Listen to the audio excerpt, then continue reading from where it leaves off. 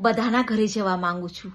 મને બધા પ્રિય છે, પરંતુ મોબાઈલ આવવાથી મારું મહત્વ ખૂબ ઓછું થઈ ગયું છે. એક સમય હતો કે લોકો મારી રાહ જોતા હતા ચાની સાથે સાથે, પરંતુ આજે સોસાયટીમાં એક બે ઘર જેવા છે કે જ્યાં મને લોકો બોલાવે છે.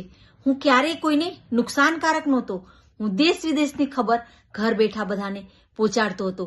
ખેલ જગત હોય કે ફિલ્મ જગત હોય, બધી જ નાની મોટી ખબરો તમારા ઘર બેઠા પહોંચતી હતી.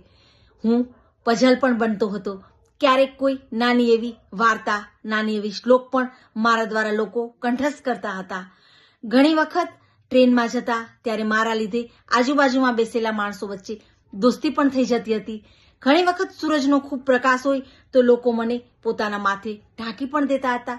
પિકનિક વખતે હું પાથરણો પણ બની જતો હતો અને ઘણી વખત મારા ઉપર લોકો પૂરી અને શાક રાખી અને ખાઈ પણ લેતા હતા. હું વરસાદમાં બાળકો માટે નાની એવી હોડી બની જતો હતો. અને હા, વીજળી રાણી જ્યારે રૂઠે ત્યારે હું પંખો પણ બની જતો હતો. હું ઘસાય અને રદ્દી પણ થઈ જતો તો પણ લોકોને કમાણી કરાવતો હતો.